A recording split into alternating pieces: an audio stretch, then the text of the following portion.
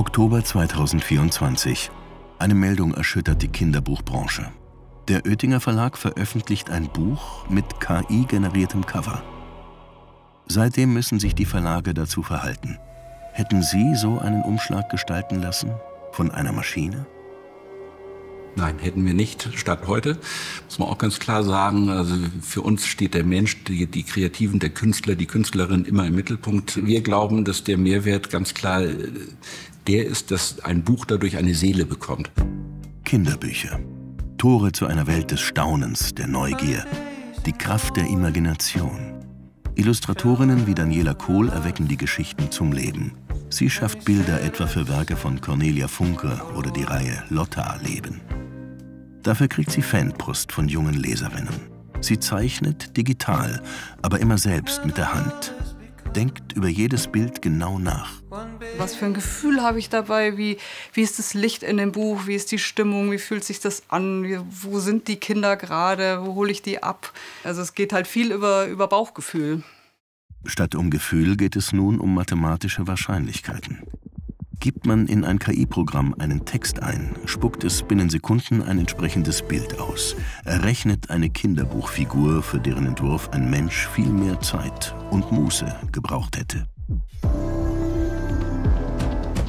Man merkt schon, irgendwas ist, also ich weiß immer nicht, irgendwie kriege ich immer so einen kleinen Schauer am Rücken. Mit der Kampagne Buch braucht Mensch positionieren sich Illustratorinnen und Illustratoren gegen KI-Nutzung. Sie haben Angst, ersetzt zu werden. Ich kann es verstehen, aber ich sage dir ganz ehrlich, das wird nie ersetzt werden. Es wird immer KI-Kunst geben und es wird immer Menschenkunst geben. Und ich glaube, wenn die Illustratoren sich nicht öffnen für neue Tools. Der gleiche Aufschrei, den gab es ja damals, ne, bei Photoshop, den gab es bei Illustrator. Oh, jetzt wird das Handwerk verschwinden. Ja, es wird einiges im Computer entstehen, aber es wird nicht alles im Computer entstehen. Und ich kann jedem Illustrator nur raten, bitte lernt diese Programme, lernt damit umzugehen, weil sonst werden das eure Konkurrenten.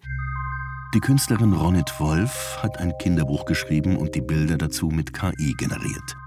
Vor 2 Jahren, als die Programme ganz neu waren und noch etwas fehlerhaft. Deshalb hat sie die Figuren noch etwas bearbeitet. Die KI, für sie nur ein Werkzeug. Ich habe ja selbst Design und Kunst studiert, das heißt, ich beherrsche eigentlich alle Techniken, also Malerei, Zeichnung, Collage.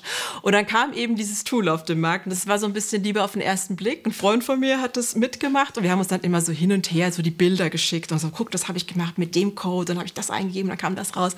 Und es war für mich wirklich eine Erweiterung meines persönlichen Gestaltungspanoramas.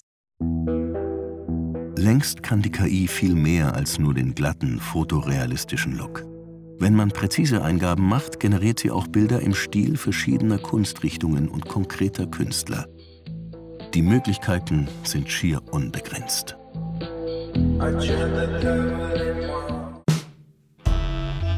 Die Vielfalt, sie gibt es nur, weil die KI mit zahlreichen von Menschen geschaffenen Bildern trainiert wurde, ohne deren Einverständnis. Auf einer Website können Kreative nachsehen, ob ihre Werke für KI-Training verwendet wurden. Und dann bin ich da draufgegangen und gesagt, oh Gott, und ich sehe alle meine Covers, die jemals im Internet veröffentlicht wurden, werden zum Trainieren von dieser KI verwendet. Und ich kann nichts dagegen machen und ich kriege da auch kein Geld dafür. Oder ich werde auch nicht gefragt, ob ich das möchte. Das passiert halt einfach. Und also das ist einfach mehr als gruselig.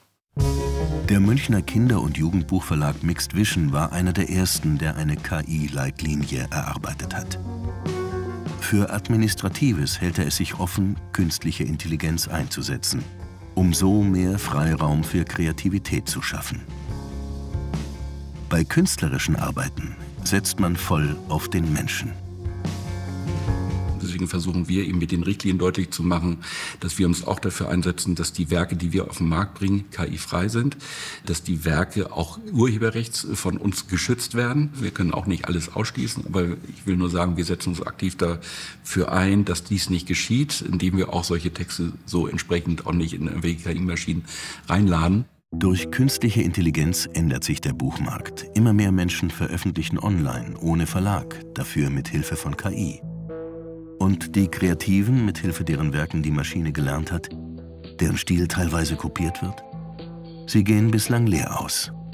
Ich bin fest davon überzeugt, dass es mindestens notwendig ist, dass es politisch rückwärts reguliert wird, nämlich, also Sie kennen sowas von der GEMA, also wo es einfach um eine Verwertung geht von Rechten, wo dann in Anführungsstrichen mit der Gießkanne ja ausgeschüttet wird, weil natürlich über alle Gewerke, die im Verlagswesen letztlich zur Kreativität beitragen, massiv, die wurden missbraucht. Punkt. Ja, sie wurden genutzt, um Maschinen zu trainieren, ohne dass jemand gefragt wurde. Und das ist ein Riesenproblem.